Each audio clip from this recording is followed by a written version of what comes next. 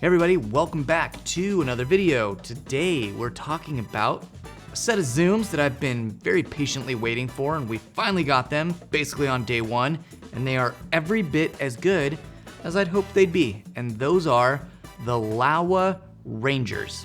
So let's talk about them. All right, it's a 2-lens set. It's a 28 to 75 and a 75 to 180. Good amount of overlap. They are full frame coverage, but just full frame. Important distinction between full frame and VistaVision. These cover 43, whereas VistaVision is 46 millimeters. So you do get illumination out to 46 on VistaVision, but it does start to fall off and noticeably degrade a lot more quickly on VistaVision than full frame. So keep that in mind. You can shoot these on Raptor, Monstro. They still look great, but they do have a little bit more character on the edges than, say, standard full frame. Now, they're constant T2.9 all the way through. They're parfocal. One really great thing about this lens set is it has built-in back focus adjustment. Now, let's talk about back focus for 1 second. Basically, assuming your camera is shimmed properly on your mount, the lenses, if they're not shimmed properly, could potentially not focus at infinity, and back focus being really correct is what helps achieve parfocal focusing. So the ability to focus these on the lens themselves is actually really great. Now here's the downside about that is if you get these in PL and EF and you decide you want to mess with those a little bit, there's a good chance you're just gonna set yourself up for failure, because it is very difficult to do that process quickly and efficiently once you have manually adjustable back focus. At least if you have numbered shims, you can spend a day getting it dialed in for PL, make a note of what that is. Spend a day getting it dialed in for EF, make a note of what that is. But since this is a lever, that is going to be a little bit different of a scenario. Now for us here at the rental house, we have a collimator, so we can just get our chart sharpness and be like, bada bing, bada boom, make it go until the chart is sharp, and now we know we have correct back focus.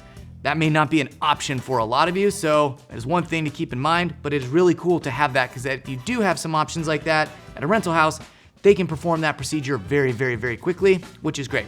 But if you're in the field, hot swapping mounts, not ideal, probably won't do you any favors. Now, continuing on, chat aside, the look on these is what I would call very neutral. I wouldn't say they're very warm or cold. If anything, maybe just a hair on the warm side. They perform really well, actually. They have pleasant sharpness wide open on a lot of digital sensors. I wouldn't say they're overly sharp or overly soft, but just enough where if you are shooting wide open, it has a nice gradual fall off and skin looks nice. So nothing to worry about there.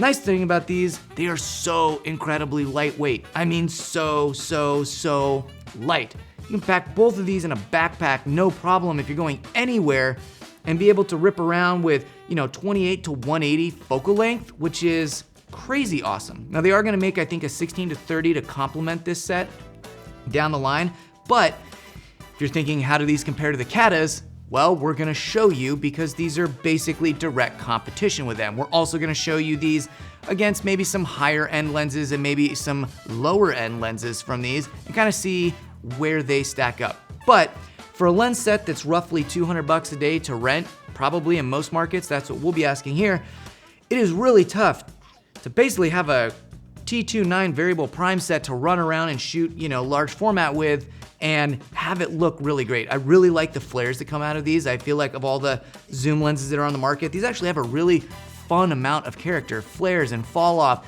and edge sharpness, things like that. So while they don't necessarily call them vintage, I would say that they're fun.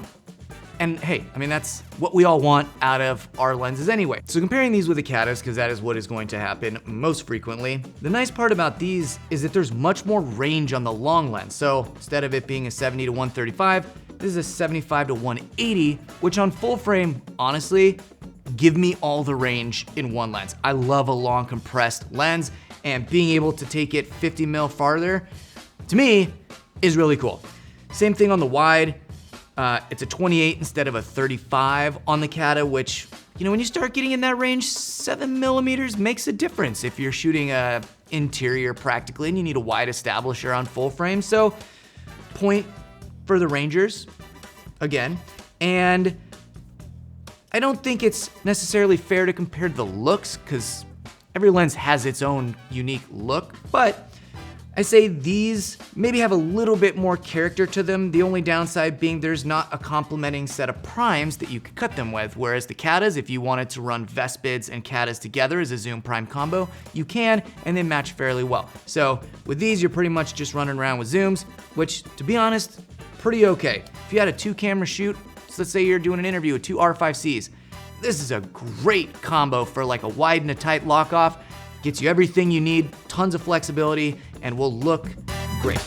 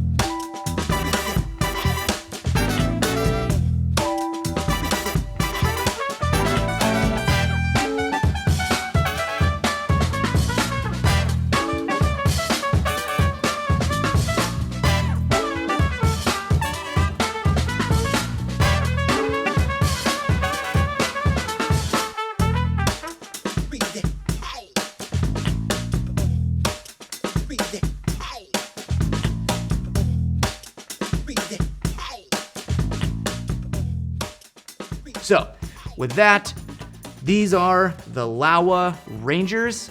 I absolutely love them. The footage I've been seeing from them is great. We went out and shot some test shots.